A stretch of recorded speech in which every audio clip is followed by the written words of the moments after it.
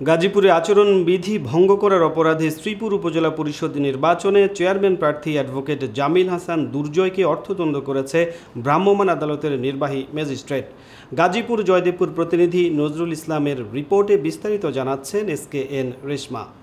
27 April শনিবার সন্ধ্যায় প্রতীক বরাদ্দের আগেই গাজীপুর জেলার সদর উপজেলার বাঘের বাজার এলাকার শাহবাগ গার্ডেন রিসোর্টে নির্বাচনী গোপন বৈঠকে বসেন চেয়ারম্যান প্রার্থী অ্যাডভোকেট জামিল হাসান দুর্জয়।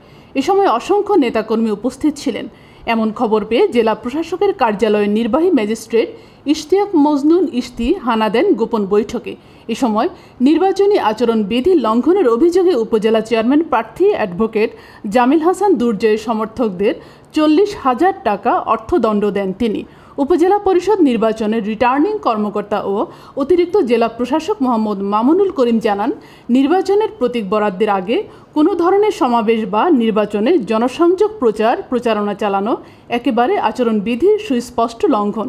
আর এই আচরণবিধির সুস্পষ্ট লঙ্ঘন করেছেন শ্রীপুর উপজেলা পরিষদ নির্বাচনে স্বতন্ত্র প্রার্থী অ্যাডভোকেট জামিল হাসান দুর্জয়, যার জন্য তাকে ভ্রাম্যমাণ আদালত অর্থদণ্ড দিয়েছেন। এছাড়াও ভবিষ্যতে সতর্ক করে দেয়া হয়েছে, কোনো ধরনের আচরণবিধি লঙ্ঘন করলে তার বিরুদ্ধে আরও কঠোর আইনগত ব্যবস্থা নেওয়া হবে। এ সময় আচরণবিধি লঙ্ঘনে ভ্রাম্যমাণ আদালতের অভিযানের সংবাদ সংগ্রহে যান গাজীপুরের মাই টিভির প্রতিনিধি মাহবুবুল আলম, স্বাধীন বাংলার প্রতিনিধি রুকুনুজ্জামান, বঙ্গ টিভি ও তরুণ কণ্ঠ প্রতিনিধি নজরুল ইসলাম সহ বেশ কয়েকজন গণমাধ্যম কর্মী।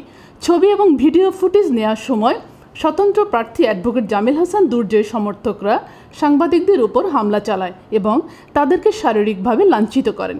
এ ঘটনায় তীব্র নিন্দা প্রতিবাদ জানিয়ে গাজীপুর টেলিভিশন সাংবাদিক ক্লাবের সভাপতি ও চ্যানেল আইয়ের সিনিয়র রিপোর্টার ফজলুল হক মোড়ল জানান, পেশাগত দায়িত্ব পালনের সময় গণমাধ্যম কর্মীদের উপর এরকম শারীরিক লাঞ্ছিত কোনোভাবেই মেনে নেওয়া যায় না।